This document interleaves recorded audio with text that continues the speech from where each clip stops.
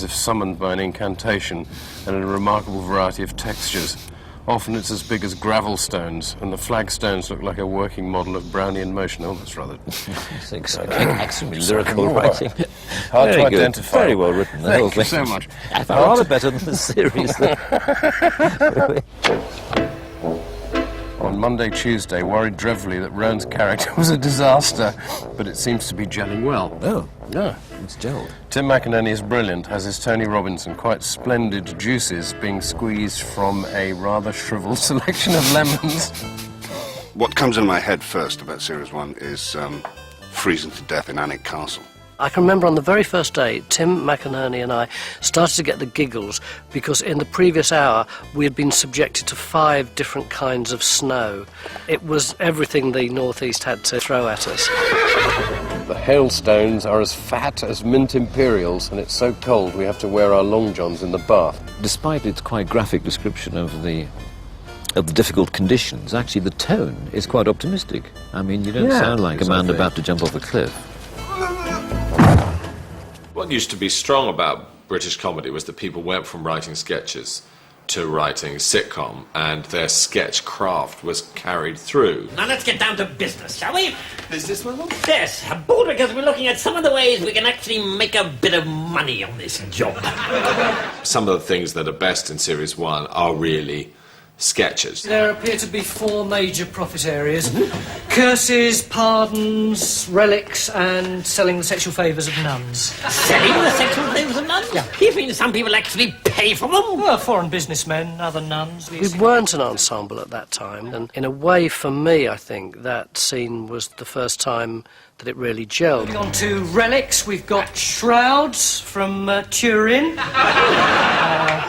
wine from the wedding at Cana, splinters from the cross, and of course there's all the stuff made by Jesus in his days in the carpentry shop. Got pipe racks, coffee tables, coat stands. Waterproof sandals, that's what I remember.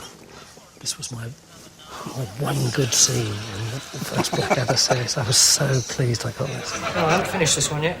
It's so verbal, isn't it? Nice props. I'm not knocking them at all, but just the 3 of us being serious and pulling faces. Absolutely. I have here a true relic. What is it? It is a bone from the finger of our Lord. It cost me 31 pieces of silver. Baldrick, you stand amazed. Ah! I thought they only came in boxes of 10. Look at you. You should be shot for that kind of acting. No, I could have been much worse. I remember Blackadder being lots of fun. In the end, you were about as much use to me as a hole in the head. An affliction with which you must be familiar, never actually having had a brain. Hello. The Spanish Infanta didn't know she was ugly. That's the sad thing, really, about it. Here I am, awaiting the arrival of the most beautiful, ravishing... Hello! Leave me alone, will you? I'm trying to talk to someone. While you're wittering away like a pox-ridden moorhen. She loved Blackadder, and she was electrified sexually by him.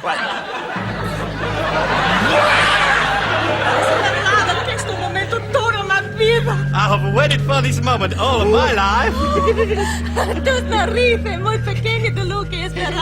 Your nose is smaller than I expected. For him, it was tough. He felt a huge responsibility, kind of carrying the show.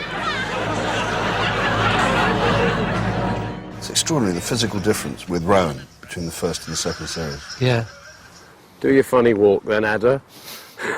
Moi? Do the funny Blackadder walk. I haven't got a funny Blackadder walk. What's that have a word? You didn't want to take that. What's something Weasley? What seems odd now is that Tony was the streetwise, smart guy, and Rowan was an idiot.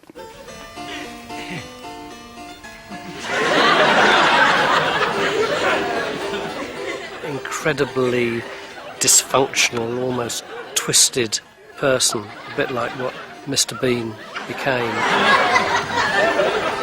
Rowan wasn't entirely relaxed in the first series, as were none of us, because we were still not quite sure what we were doing, you know.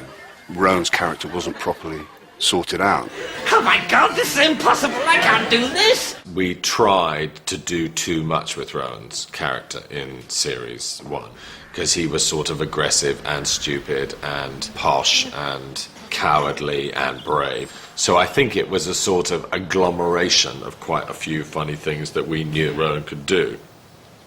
But it's interesting how, you know, an amusing costume and a daft haircut, an amusing character doth not make. Yeah.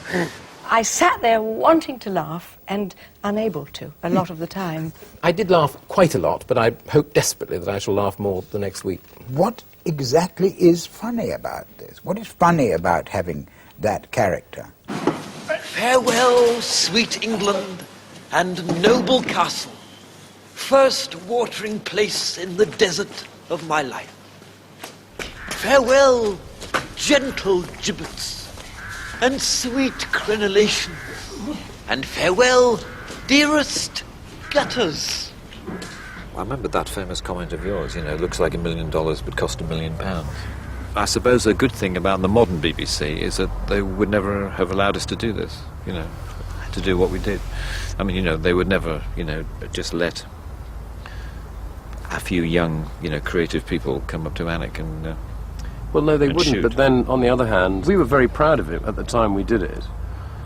The basic fault is the script, finally, Yes. because Rowan Atkinson and this chap who he writes with have written an awful lot, and it seems to me that And 6 very episodes well. are too much for them. There are an awful lot of half-employed scriptwriters around who could have been brought in to good effect.